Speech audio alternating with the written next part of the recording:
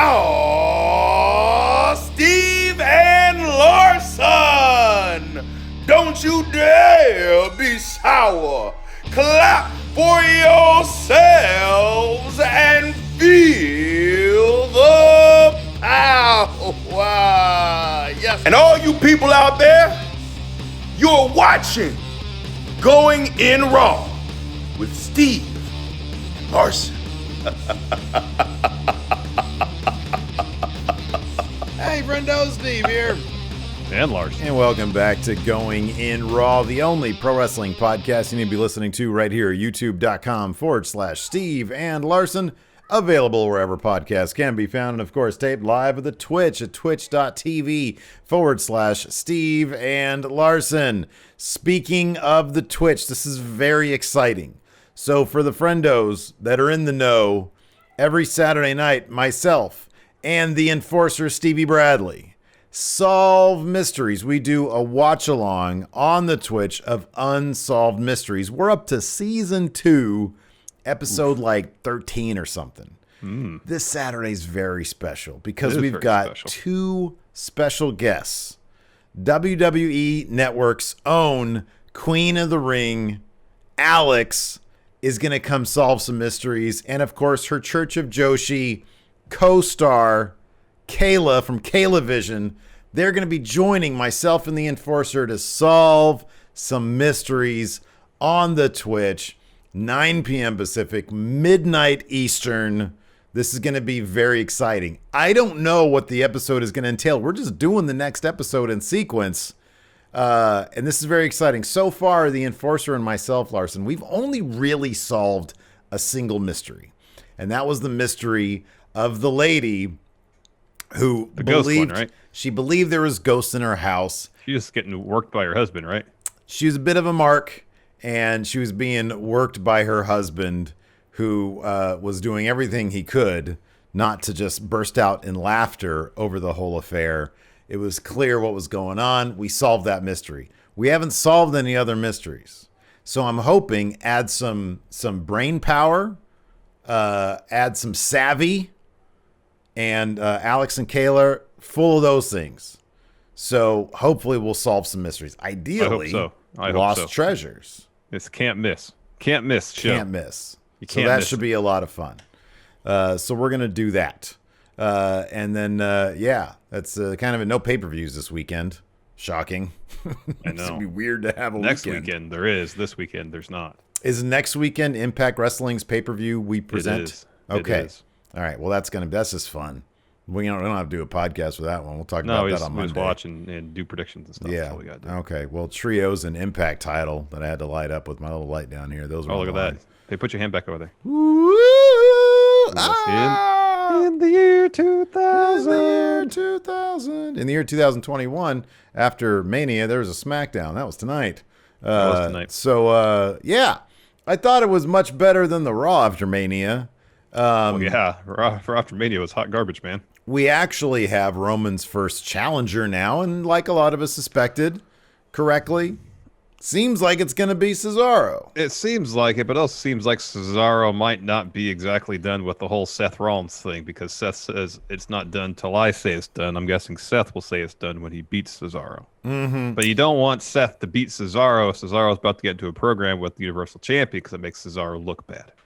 Right. So that's the pickle WWE has got themselves in currently.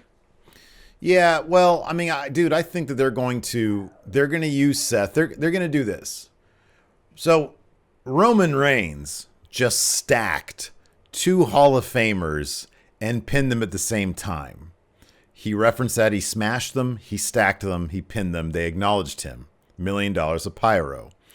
So now whoever steps up to him, and clearly that's Cesaro, they're going to use every tool they have, including Seth Rollins, to get Cesaro to the point where he's even marginally believable in a match against Roman Reigns. Now, clearly all my confidence points will be going to Obviously, Roman yes. Reigns.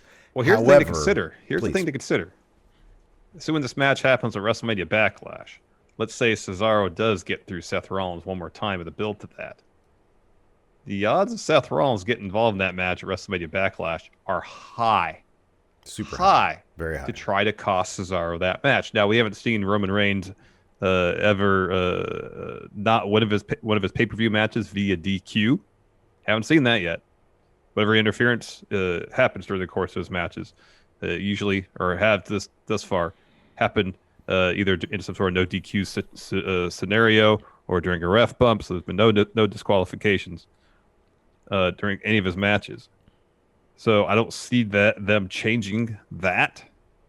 But high degree of confidence points, yes. But at the same time, I would have a little bit of pause, slightest little bit of pause, doing full confidence points with Seth out there as a kind of a wild card in terms of determining the outcome of that match. I mean, Roman's walking out as champion, no doubt.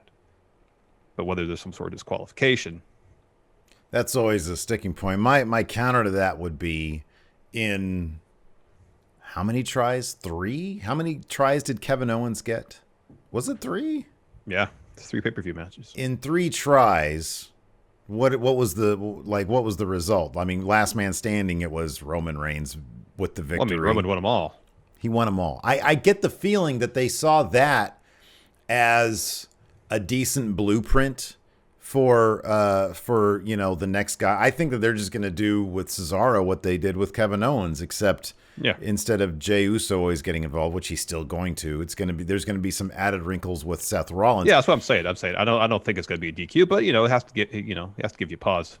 Slightest little bit. Yeah, I mean, it gave me pause with Kevin Owens. I thought that Kevin Owens, if anybody was going to get that like DQ win, it would have been him.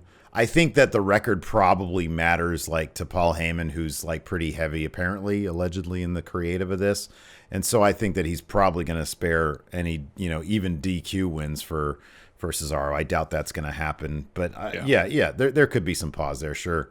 But yeah, I mean, this is awesome for Cesaro to be in a spot like this. Hopefully, they do extend this. They sort of elongate this feud the way they did with Kevin Owens. It was supposed to be a one-off, and then they did like 3 matches. Well, that's what it was with Jey, too. It was supposed to be a one-off, and then they did, a series. Yeah. So, I mean, I think maybe they've learned, hey, we can get a lot out of these guys. It's great to see Paul Heyman in charge of the creative for this, given that he does have some history with Cesaro. He was his manager when Cesaro was IC champion. They tried to repackage Cesaro to a degree, a while ago. And so, I would think you would think that Paul Heyman's probably pretty high on Cesaro.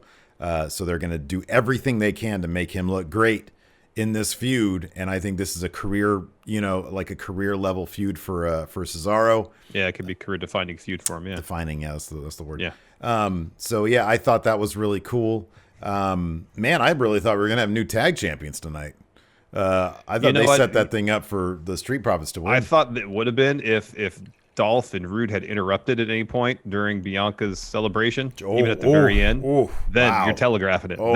They would have lost. Yeah. Then they would have lost. That's a good point. But when that didn't happen, I'm like, this could go either way. Yeah. This could go either way. Yeah. It was in terms of like the booking of the match, it was a pretty good win for the Dirty Dogs. It's like they took away their normal finish. Dolph was able at the last second to break up that pin. And then they, Dolph obviously being a veteran of 30 years now or whatever it is, was able to get the sneaky tag in and hit that zigzag out of nowhere. Let's go back to the Roman Cesaro Seth business for a second. So Cesaro did something pretty cool at WrestleMania. He did the UFO thing to Seth. Did he? I couldn't tell. I don't remember it. I don't remember it until they showed it 8 times tonight. Oh, that's right. So, it's one of those instances where someone does something really cool, and rather than just letting that cool thing kind of build a life of its own organically, WB decides to, what, dude? Shove it in our face, I would be with you on that, but Night by Night here has my sentiment exactly. He says the recaps of the UFL felt very intentional to me. I thought they were doing that a comically high number of times just to embarrass and piss off Seth, similar to the Nia recap on Monday. I think it was one of those things where it was someone found it funny to do that. And maybe, to push it. They've been doing that. They have been doing that lately. Like what the really bizarre one was the Sami Zayn, Baron Corbin, the match nobody wanted to see. they used that to further a bit of story. It was just in a backstage segment. Or I'm sorry, it was like a .com segment. But they've been using production things to sort of further character motivation, which is a really weird thing.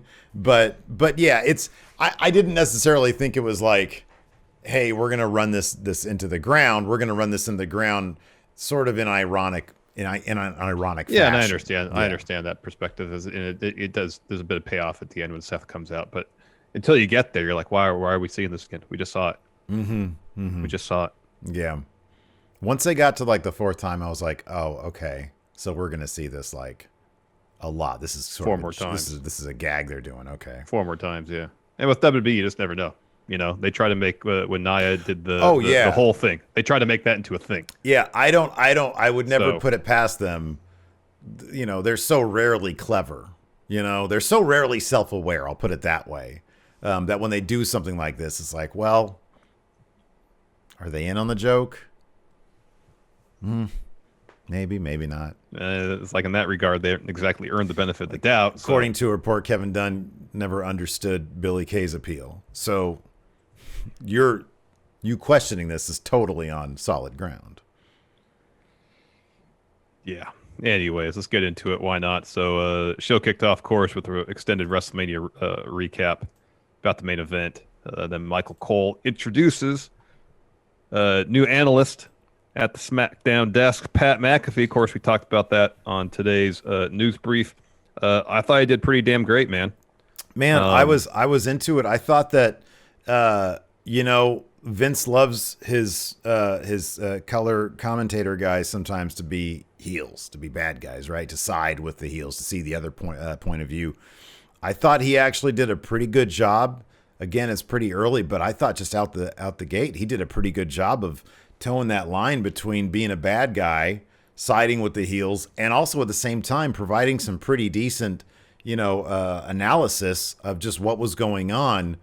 Pat McAfee has settled into, he's been in the WWE orbit for like a while now. Obviously, he had some pretty good matches in NXT, did some work over there.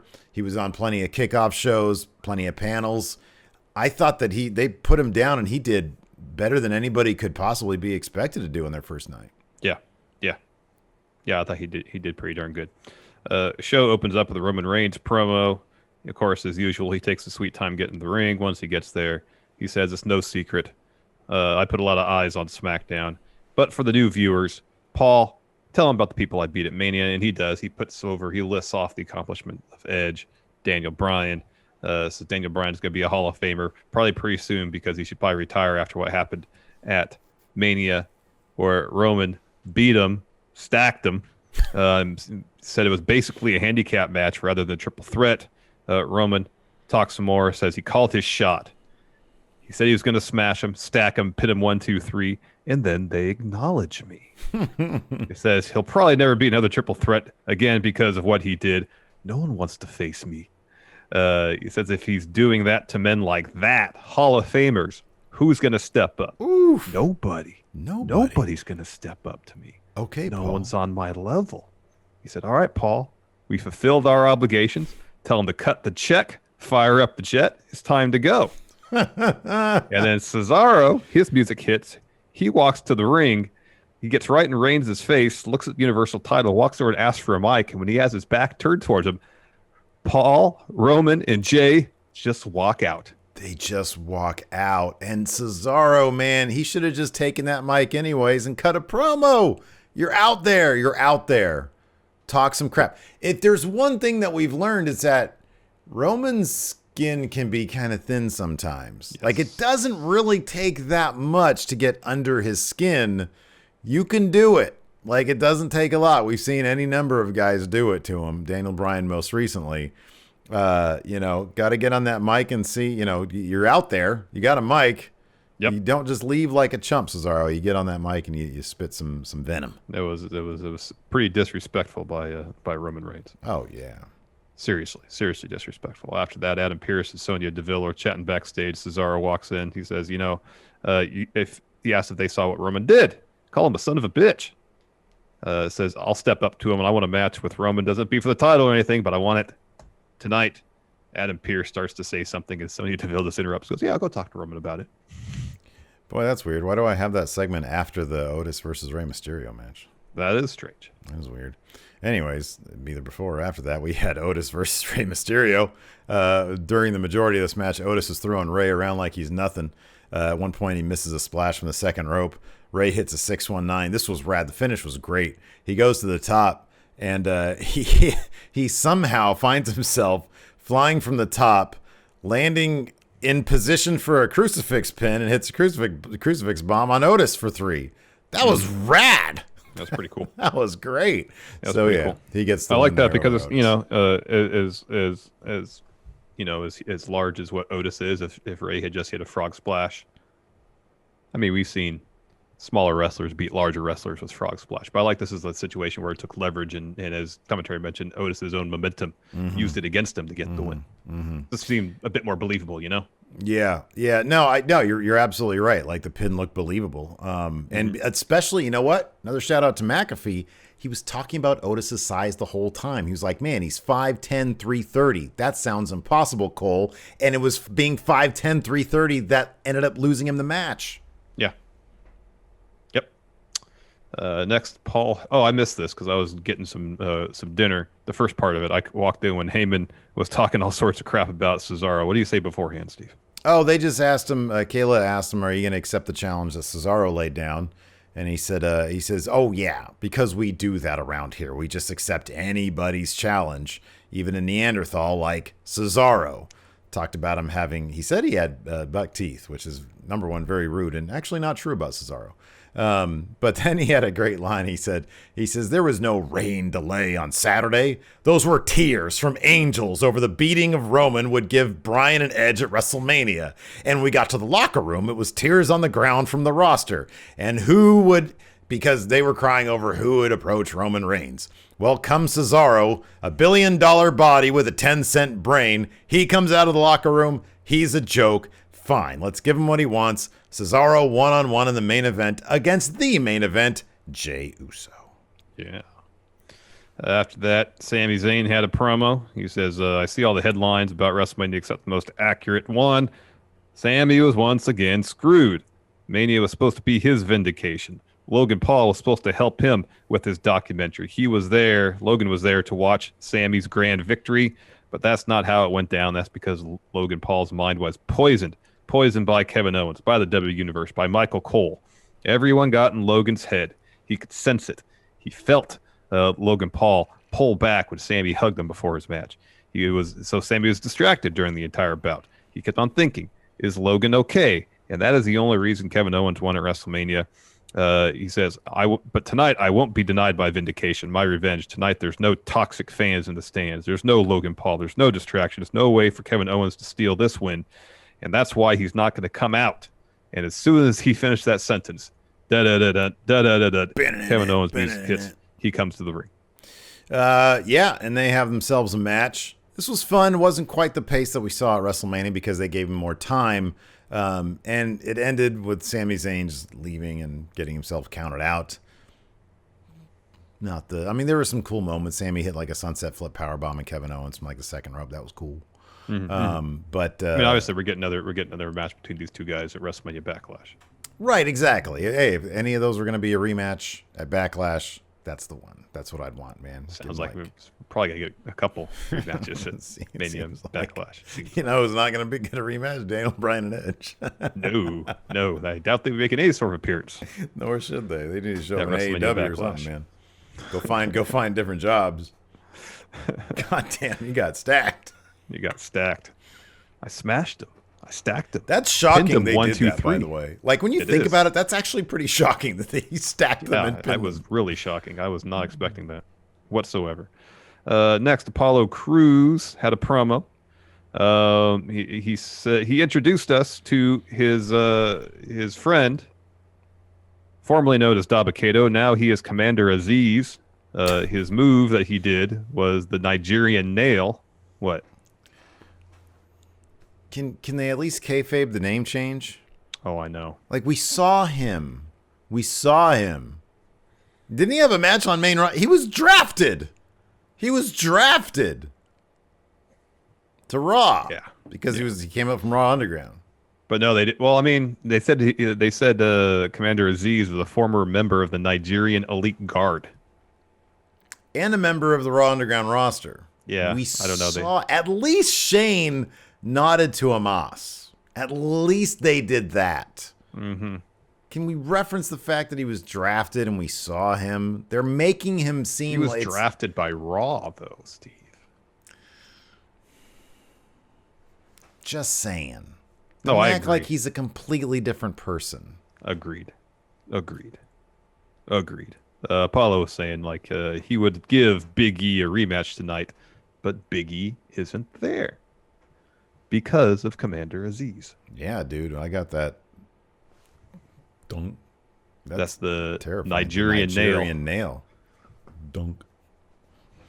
After that, we had Bianca Belair's championship party hosted by the Street Profits. They were setting up all sorts of balloons during the Street Profits' entrance. They run a recap package. Montez does just a killer intro for Bianca Belair. She says, if I was told that it's funny because this moment especially hammering home, it's like, man, we got that awesome moment in front of all those fans, and then you gotta do this at Thunderdome. Anyway, she said, if I was told that I would win the title in the main event of WrestleMania, guess what? I probably would have said, yeah, that's right. No lie. Never apologize for being the best. If you could dream it, you could do it. It's not just about me, though. Sasha Banks, thank you. You pushed me harder than anyone. We both made history. If you ever forget, I left something with you to remember me by. And we got to see that later. She says, this is bigger than that, though. This is for the little girls sitting at home or there at Raymond James, and especially those little girls that might look like me. This is for you. We're just getting started. They do a big group hug and a big group sigh. She said, all right, guys, it's time to drop the red cups. You need to get the titles back because we only wear gold in this house. I'm afraid I've got some bad news, Bianca. Yeah. But before we got to that match, we had a Sasha Banks interview, or so we thought we were going to have. Yeah. They showed off the scar that's still there from the hair whip. She just sort of says, Bianca. Yeah, she fumes. She fumes and walks away. And storms off. For like the third or fourth time then, we see Cesaro doing the UFO. Mm-hmm. We get a Bayley interview, and she says, that's awfully weird how Sasha just walked out. She was so angry she couldn't put a sentence together. And Bayley says at Mania, while I was busy keeping the show together, hosting, Bianca was in the ring crying even before her match. You know the reason she was crying? Because she didn't think she could win, and now she's out here showboating. Is that the kind of champion you want? She says, only I can bring prestige back to the title, and I'm going to challenge Bianca and win that belt. After that, we had the Street Profits versus the Dirty Dawgs for the SmackDown Tag Championships. It was, these guys have really good chemistry in the ring. Yeah. Like I said, so the finish. What did you think? Sorry, I want to get this in real quick. What did you think of Dolph's braid he had in? It's just sort of typical Dolph. Yeah. It was fine. It looked cool. Yeah. I don't know. I mean, the Street Profits brought up their cheesy 80s look, or his cheesy 80s look. I'm not sure about Rob. Like, if Rude still had just the mustache, I'd be like, yeah, he is sort of... Remember, what was that? Who was it? Was it Ford? That one time ages ago that, like, they were talking crap about his mustache and, like, it didn't exist? It was Dawkins. Yeah, it was Dawkins, right? That was weird. Yeah. Anyway, so Ford did a tope out of the ring onto the Dirty Dawgs. Put Rude back in. Dawkins hits a spine buster on Rude. Ford tagged himself in. What? Go ahead. There is one commercial break. So Dawkins is going on a run, hitting Rude with a bulldog and a shoulder tackle, and like Dolph's out of it. Mm-hmm. I think got knocked off the apron. And then rather than, I understand there's a commercial break, so they had to schedule this in, but it was like a really awkward one, and it was like a glaring, obvious thing, like, hey, we need to find a break for commercial, rather than, hey, Street Profits, you have the decided advantage.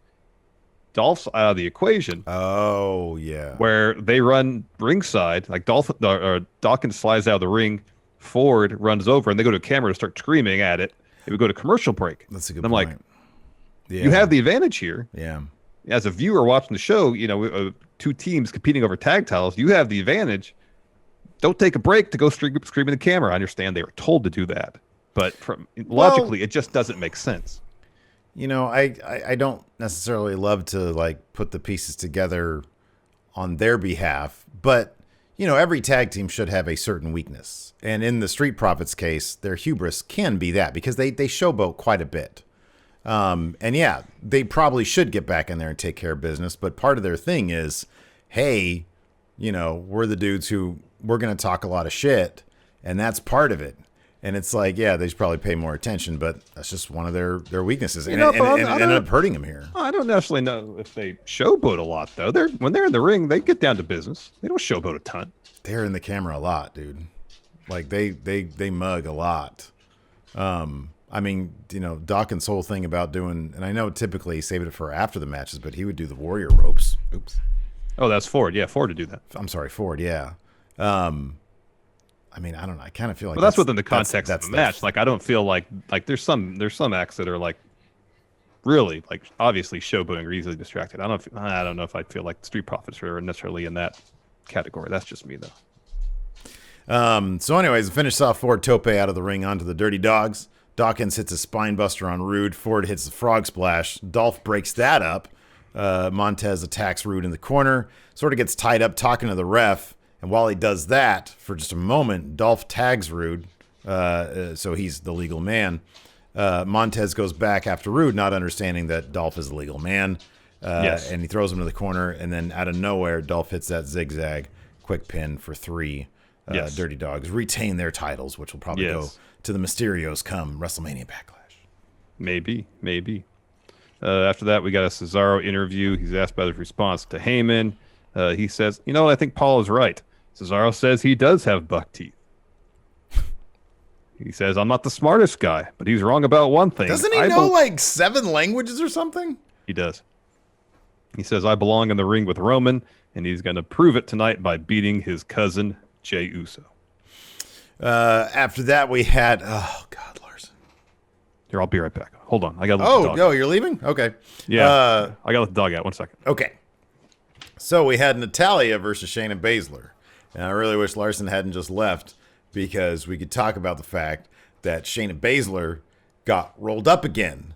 And I don't know what her record is right now, but oh my God, how many times are they going to have Shayna Baszler lose a goddamn match via a goddamn roll-up? She's a new Baron Corbin. What is going on with that? It's like a ton of them. What was Nia doing on the apron anyways? Yeah, I don't understand this at all. I don't get it. How is it that this only happens during singles matches and not tag matches? I honestly don't know. Sense. None of it makes any sense. Yeah, Lionheart says it's like they're punishing her. A weird punishment. But all right, people in chat are saying the Street Profits do showboat all the time. All right, it could be the vaccine talking. I'm gonna remember that. I'm gonna use that shit when I get the vaccine. Say all sorts of crazy shit. I got a bit of a headache. Yeah, sure. Why not? Go ahead.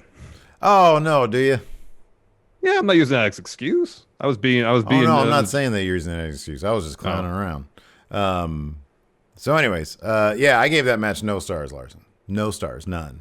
Well, the shame of it was that there was a lot of good stuff before that. I know, but it still gets no stars because of that finish. I know, I love the story. Like, Natalya's trying to get that sharpshooter in over and over again. It was great. Yeah, the way the respective partners were getting mad at tight spots. There was some good stuff there, and they ended like that. Mm-hmm. Lame. Yeah, man. All right, then they show that Cesaro UFO business again. I love that you kept tabs on that. I just stopped. I was like, yeah. Yeah, I did. Yeah. Then we got a Jey Uso promo from Roman's lounge. He calls Cesaro a one-hit wonder, essentially. Mm-hmm. Asks Cesaro if he could do the airplane spin with no teeth. Says, you disrespected the head of the table. And he's going to show Cesaro why he's main event Jey. He gets up and leaves. And then Roman kind of mumbles something that Jay's going to show Cesaro. You know what I love? And I really hope it's intentional. I really do. But you take the Usos that did that terrific rap battle with the New Day, and how wonderful, like Jey Uso can be very clever, quick-witted, and smooth on the mic. He is becoming more and more of a mess on the microphone when he gets on there. He's unhinged. He like stutters over his words half the time. He is a disaster. And I really hope that like that level of detail is being paid attention to. Hey, the stress of being, he has a shirt that says I'm a sidekick, basically, you know? The pressure of being under Roman's thumb. You're like a multi-time tag team champion, and now you're basically a sidekick, and the name Main Event Jey is basically used ironically at this point, because he's main evented shows, but he like loses all the time. Virtually. I mean, he won the Andre, which is something you can hang your hat on. But I think they're just using that to enhance the story between, at first, Cesaro and Jey, and then Cesaro and Roman. Right. Because that's one of the first things they mentioned. Because Jey comes out and stands next to, for the main event, comes out and stands next to his trophy, and then when Cesaro's making his way to the ring, oh yeah, Cesaro, he's also won that. Yeah, you know? Yeah, right. I just love how he's just sort of, and even like before, I think it was in the segment, I don't think it was this segment, I think it was a segment before when they went to Roman. Maybe it was this one. He started out just pacing. He was just pacing behind Roman. And it's like, I know that he's like hyping himself, getting ready for the match, but it's like, he just seems like he's a broken man. He's great. The performance has been great. It has been really good, and it seems like it's progressing. I love it. Mm-hmm. Oh yeah, it definitely has been. And you like to think this is an overarching thing that WWE Creative is paying attention to. I'm guessing it's more Jey and Paul Heyman that are paying attention. I would think so, but I mean, given that this is the A story and we get a lot of it, it is refreshing to see. If Paul Heyman if Paul Heyman has one big story to handle, it seems very effective. If that's the dynamic, creatively speaking, it's like, hey, you basically have this the same way you had Brock. It's very effective stuff, and I could see that being the case with the attention to detail with something like Jey's performances. Yeah, it could be. I hope that's the case. It could be. Early on, Jey's going after Cesaro's arm. Cesaro boots him off the apron, ends up running into a super kick when he jumps off the apron. Cesaro powers up Jey for a suplex, almost kind of a deadlift one. Crossbody off the top, gets it to. Why are my notes such a mess? My goodness. Jey responds with an arm wringer. He's working with that arm. Dude. Like there's vowels missing. There's an M next to number 2. I love it. What a great experiment this is. It really is. This is just the first one. Imagine the second or the second one. Oh man, I can't wait. It's when is it? 10 days? 21. 3 weeks from today. Wow, it's 3 weeks. Wow. Okay. Yeah. Okay. Wow. Yeah. I might be out of commission next Friday. Anyways, fast forward to 3 weeks. See, can't even tell time. This is great. So eventually, Jey escapes the neutralizer, though eats a corkscrew springboard uppercut, kicks at it too. Cesaro starts to be set up for a swing. Jey kicks out of that, hits a neck breaker, 2 count. Jey starts slapping Cesaro. Cesaro starts slapping back, then starts dropping uppercuts. A discus clothesline, another 2 count. He calls for the swing. He starts swinging Jey around. Seth runs in, attacks Cesaro, forearms at the back of the head. So Cesaro's kind of stumbling up in the ring. At this point, Seth's at the top of the ramp. Yells at Cesaro, hey, you got lucky that one time. Nothing is over till I say it's over. Yeah, I like Seth's bit there. Yeah, I mean, this is a really fantastic match until that DQ. And I am really curious. I mean, that's the great thing about this is that if Heyman is doing this, then now he's roped Seth into it, and Heyman's right in this big old, whatever he's doing. And then the interplay between Seth and Roman's going to be good because we're going to get that. Mm-hmm. And I don't know where all this is heading, but I like it. I like it a lot. A lot of Roman wins. That's where it's headed. Stack. Hey, maybe these are the next 2 guys he's going to stack. Maybe that's going to be his thing. But if he just stacks 2 wrestlers, yawn, we've seen that before. You got to up the ante if you're going to try to outdo yourself, I mean, bring Murphy back into the mix. All right. He's got history with Seth. Bring him in. Or Shinsuke. Oh, I don't want to see. It's too late. I want to see Nakamura get Everybody stacks. Wow. Everybody stacks. All Look, right, man, I didn't want to see Daniel Bryan. Well, I kind of want to see Edge get stacked, but I don't want to see Daniel Bryan get stacked. He got stacked. I mean, I don't want to see Daniel Bryan get stacked, but he's not going to be hurt that much by getting stacked, I don't feel like that hurts Daniel Bryan that much. I don't know, man. I feel like Shinsuke, like he's been through a lot. I feel like just being in the main event would do wonders for Shinsuke, even if he gets stacked. No, if he's in the main event and gets stacked, then that's the last time he's sniffing the main event, dude. Angel Uriel, you want to answer some questions? Sorry, I'm jumping ahead. Oh my God, I forgot to put up the question thread on Patreon. That's fine. I'm sure we have enough questions here. I'll read everybody that says I was wrong for saying the Street Profits don't showboat, because I am. I'll admit it. I was wrong. I don't know what I was thinking. Oh no, it's the vaccine talking. No, this is me talking. I wasn't. I don't know what I Where was do talking you about then. begin and the vaccine ends, though, Larson? I don't know. Go ahead. Angel Uriel with the sub says almost a year. That's fantastic. Thank you so much, Angel. Zoe Kanrana. Yeah, so Twitch chat. We got 281 people here. Please ask questions. Zoe Kanrana. Isn't it really weird that we see Jey look at the Andre trophy? By the way, Maggie said that Rebecca said that she noticed that on the trophy it says he won it not at WrestleMania 37, but at the Smackdown or WrestleMania Smackdown. So he doesn't even get the prestige. Kind of fitting. It's kind of fitting. It is. It totally is. It's great. Sorry, Zoe Kanrana says, isn't it really weird that we see Jey look at the Andre trophy and it shows that Cesaro won the first one, but they said earlier Cesaro's first Mania win was against Seth. Well, I mean, that's his first singles win. Yeah. It's the first one. Was the Andre, even the first Andre, was that in the kickoff? I think so. It's like always been Don't a kickoff recall. thing. Don't recall. Jeffrey Nerd, it seemed like he was going to talk about this is about Pat McAfee. He's going to talk about his NXT time during the Shayna match, but got cut off by Cole, and Pat didn't come back to it. Intentional? I noticed that too. That could be. That could be. I love that Pat is terrible. And I'm fine with it because if you have somebody in your ear, hey, don't mention that, or like Cole, like wax him or something like that. Hey, don't talk about NXT here. It's not a real brand. Let's see. Jorge D says, Vince seeing Tony Khan bringing back old WCW stuff. He also wants to get in on this to boost the ratings. Fires up the WWE network because even Vince would rather use the VPN than Peacock and looks through old WCW episodes to see what he can revive. Vince, for some reason, decides to revive the American males with their theme. Which modern-day wrestlers will Vince make into the American males? Wow. Dude, I would have called that the Alpha Academy. I would have called them American males. Mm-hmm. Yeah, that's true. Or, how about this? Cedric and Shelton. Okay. It's good. Okay. They need a name. They do. Hurt feelings. Stevens J. No, I feel like they showboat a lot. Or AD. Street Profits Charm. Oh, That they showboat. get off it. My goodness.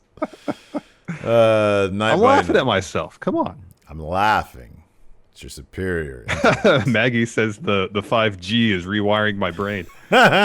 Feels like it right now. It's the Microsoft chip they put in you, man. It really is. It really is. Night by night. Says you arrive at War Games prepared for the worst. The rodent friendos arrive and get into their cage. As you prepare to make your entrance, someone taps your shoulder. You turn around to see Triple H, Ricochet, and Cameron Grimes. You ask why they're here. I called them, Space Enforcer says. After they fell in the hole, I had to take them back to Thunderdome. We all hit it off and exchanged numbers. They're here to fight on your behalf. Continuing on. Regal approves the match change, and Triple H, Grimes, Ricochet, Brock make their way to the cage. The match ensues. It's incredible. Best War Games match of all time. Ultimately, Triple H hits a friendo with the pedigree for the win. With that, you have won your freedom. And finally, you may return home to your family. What SmackDown superstar do you ask to plan a homecoming party? Clearly, it's the Street Profits. Yeah. Street Profits or Baron Corbin, because we know he grills up some good meat. Oh, that's a good one, too, yeah. The Enforcer saying, Larson finding new side effects. He's got a headache. Arm hurts. Fear and Loathing says, Commander Aziz should shock no one. Former heavyweight and tag team champion the Iron Sheik was brought back as Colonel Mustafa 30 years ago, and the same two people are in charge. It should shock absolutely nobody yet. Yeah, it does. Yeah. Oh,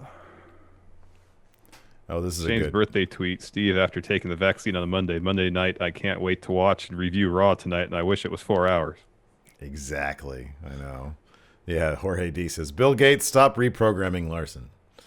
Dang MQ says, who has the best suit game on SmackDown, Seth or Sonya Deville? My question is actually, when are they going to play out this Sonya Deville usurping? When is that actually going to happen? Is that going to result in a Sonya Deville versus Adam Pearce match? Yeah, who knows? That'd be great. Who knows? Speaking of which, the Spider Dan, are we getting a power struggle between Sonya and Scrap Daddy? If so, how do you want it to play out? A match. And Sonya Deville taps him out. There you go. I just want Sonya back in the ring, man. I know. F. Sagan, what WWE NXT star do you want to be SmackDown champion next? Finn Balor. I mean, yeah, the question would have to be who would take that title off of Roman Reigns. Oh, for me, it's clear. Walter. Karrion Kross. Ugh. Raging Texas. Andre the Giant comes back at Raw Gate Mutant, takes the trophy away at next year's Mania. Oh, wow. That in the kickoff show, too. Yeah. M. Pine de Somoza says, so imagine if Sami Zayn uses all the memes of Nia Jax and everyone making fun of Seth getting swung and just uses all these different things to make his case for there being a conspiracy. Yeah, he needs to bring back more, like, video evidence. Mm-hmm. Or at least staring at garbage. Right. Stock footage of various other conspiracies. Yeah.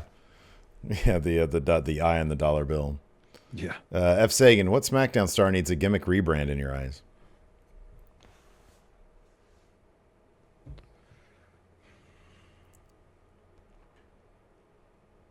I feel like they need to start doing something character-wise with Dom. Yeah, he needs to turn on his dad. That'd be awesome. Low blow. He has to get down really low for that, though. Well, I'm just saying, he's incredibly tall. It's like, you know, Yeah, I know, it's and like that Ray's Guinness picture of short, I like know. Robert Ludlow and whoever the smallest dude is. Yeah. For some reason, I always remember Robert Ludlow as the tallest guy. I never remember who the smallest guy is. He was like 8 feet tall, wasn't He was like, he? 8 something. he was massive. Yeah, he was taller than 8 feet, I thought. Hugh Long Heavy, maybe for AAA predictions, you should exchange an Ultimo Dragon mask. Oh, The Wadlow. eventual sweat and oil buildup would just make it more prestigious. Prestigious. 8'11". He was Yeah, almost that's what I 9 thought. feet. That's insane. I'm gonna see if there's. I'm gonna see if there's a AAA championship. Mega championship. Mega. White Brownie, as of right now, who's your favorites to win Money in the Bank? Money in the Banks. Okay, so it's gonna be on Raw. It's 100% gonna be on Raw, because otherwise, like, well, okay, it's either gonna be on Raw, it's gonna be Edge. That's Should my be guess. Edge. It That's should be my Edge. guess. That'd be interesting. Yeah, If not Edge. probably like Drew. Yeah, I think that could be interesting too, but only if he does the thing where it's like, I'm cashing in at Mania. 100 and wow, that's coming from Pakistan. I don't want to get that. I want something from like, boy, all these are, wow. Pakistan, United Arab Emirates. Can I just get one that was made in like LA? So $140 for a AAA Mega Championship. How much did the IWGP one cost? What was it? 140 or 170? Something. I think it was 145. I think. Bath and Body Works Rawgate technology has gone haywire and is replacing members of popular culture with wrestlers of any era. What pop culture icon of any era would you replace with any wrestler? Bath and Body Works says, I'm going with Big Papa Pump, replace the newscaster. That's Oh, my great. gosh. In the Hindenburg explosion. Wow. Oh, the humanity. Look at these bastards. Oh, the humanity. I'm going to go with The Undertaker replacing Cronkite talking about the moon landing or JFK's assassination. I got bad news. Sounds like JFK will rest in peace. Is that too goodness. soon? I mean, it was like 60 years, 70 years ago. Yeah. Trying to think of something silly that Walter could be in. Oh, that's good. Yeah, that's good. Let's see here. Walter could be. I want Walter to replace Dick Clark in all the New Year's Eve's celebrations. That's good. That's good. And on American Bandstand. 4. Yeah. Up next, we got the Beatles. Who wants to? How about Walter replaces Ed Sullivan? That's good. Hey, ladies and gentlemen, we have a very good show. Yeah. Who you want to see? Who's your daddy? I'm just doing Arnold now. You are. That's always what it kind of descends I to. want Walter to replace Werner Herzog. Look Whoa. at Grizzly Man. He won't leave his frame. Too bad Grizzly Man is no Walter. I will chop the beer. I'll show him that nature is sacred. Scooter asked, have you ever thought of taking part in any of the free DraftKings pools involving WWE shows in the future? No, man. I'm not going to take part in a... Probably not. I don't think so. Soulless, regarding how Roman's character is being put across, would a fair in-character theory be that his thin skin comes from his own internal pressure to live up to his own hype? It's like the time he had chasing Brock and never quite getting out from under that. Now has him putting on this front, and he continually has to live up to it. I don't think that's a terrible way to look at it. I don't think that's a terrible way to look at it all either. That's a pretty good way to look at it, yeah. JTV says, just got my second shot today, friendos, and he knows what I'm talking about. Enforcer says Sonya Deville is Roman's new heavy. That'd be awesome if they brought Sonya Deville into the fold there in Heyman's group.